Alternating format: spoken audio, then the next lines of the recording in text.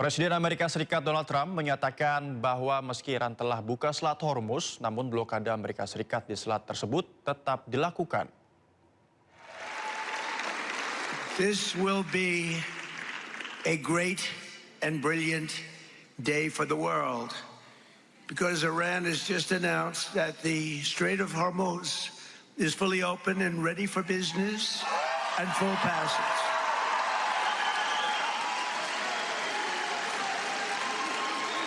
But the naval blockade, with the greatest navy in the world, from the greatest military the world has ever seen, we built it during my first term. We built it. They said I was crazy.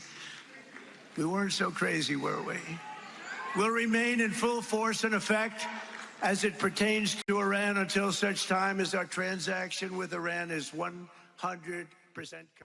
3 petugas medis Lebanon tewas setelah diserang oleh Israel. Lebanon pun mengutuk serangan tersebut karena melanggar hukum internasional.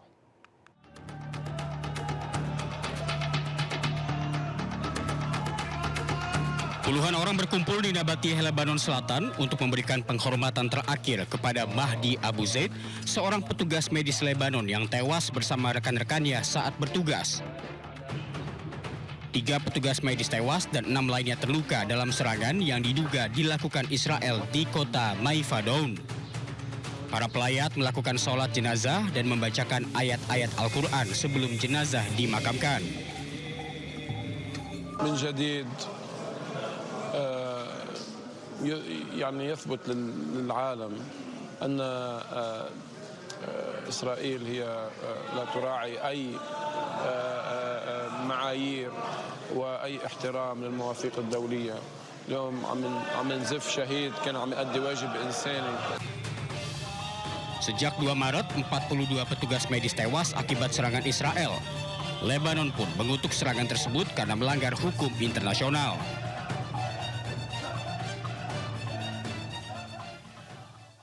Untuk mengenang pelajar yang menjadi korban serangan brutal Zionis di Minab, Iran, ratusan aktivis menggelar pawai di pusat kota Den Haag, Belanda.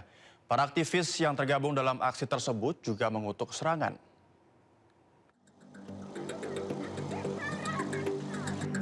Dengan membawa bendera Iran dan foto para korban, ratusan aktivis berjalan di pusat kota Den Haag. Tidak hanya itu, mereka turut membawa atribut sekolah seperti tas kecil sebagai pesan bahwa serangan tersebut menewaskan anak sekolah yang tidak bersalah. Para aktivis yang tergabung dalam aksi tersebut juga mengutuk serangan yang menewaskan 175 warga sipil yang diantaranya adalah anak-anak. We are here in The Hague for the commemoration and the remembrance of the small children killed by an American Tomahawk at the first day of the aggressive war, illegal war of Trump and the Epstein class on Iran. Aksi tersebut disambut oleh massa yang pro Amerika Serikat dan Israel. Mereka mencoba memblokir sambil mengibarkan bendera Israel. Meski sempat tegang, aksi tersebut tetap berjalan tertib dan tidak menimbulkan kericuhan.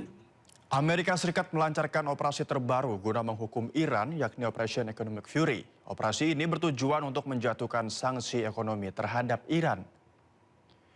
Operasi Economic Fury adalah inisiatif sanksi ekonomi Amerika Serikat untuk melumpuhkan ekonomi Iran, menyasar jaringan minyak dan membatasi pendapatan negara. Operasi ini berjalan beriringan dengan operasi militer Epic Fury dan di tengah penutupan Selat Hormuz oleh Amerika Serikat. Menteri Keuangan Amerika Serikat menyebut pihaknya juga akan membekukan dana pada rekening milik pimpinan Iran. Tak terbatas hanya Iran, Amerika Serikat juga akan menjatuhkan sanksi bagi siapapun, termasuk negara lain yang membeli minyak Iran atau menampung aliran dana dari Iran. Yesterday, we announced Operation Economic Fury, and for over a year, we have had maximum pressure on the Iranians, both on blocking payments into the Iranian state and going after the accounts of the IRGC.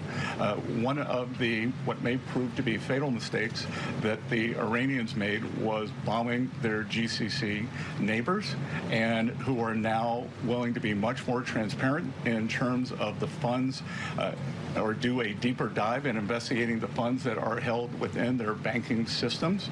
So we have pushed out to them the request that we want to freeze more funds of the leadership of the IRGC and any members of Iranian leadership. The other thing that we have done is we have told countries that if you are buying Iranian oil, that if Iranian money is sitting in your banks, we are now willing to apply secondary sanctions, which is a very stern measure, and the Iranians should know that this is going to be the financial equivalent. Ya, berbicara soal blokade dan game of endurance, pemirsa, rupanya sanksi ekonomi Amerika Serikat untuk Iran tidak hanya terjadi di pemerintahan Presiden Donald Trump saja. Sanksi terjadi dari era pemerintahan Presiden Jimmy Carter di tahun 1970-an.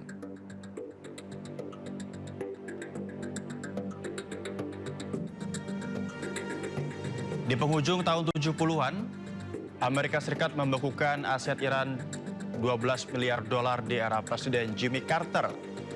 Tahun 1987, Amerika melarang impor barang-barang Iran. Di masa Ronald Reagan, di tahun 1995, Amerika melarang perusahaan Amerika berinvestasi di perusahaan-perusahaan migas Iran oleh Presiden Bill Clinton.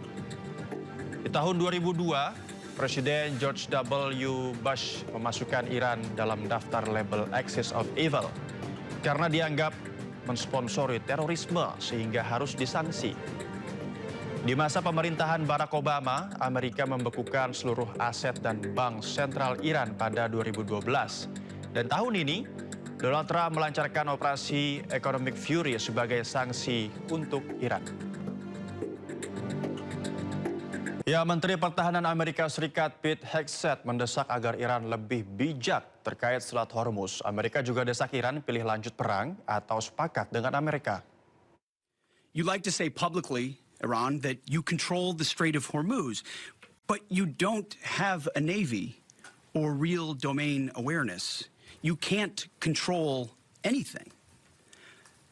To be clear, threatening to shoot missiles and drones at ships, commercial ships that are lawfully transiting international waters, that is not control.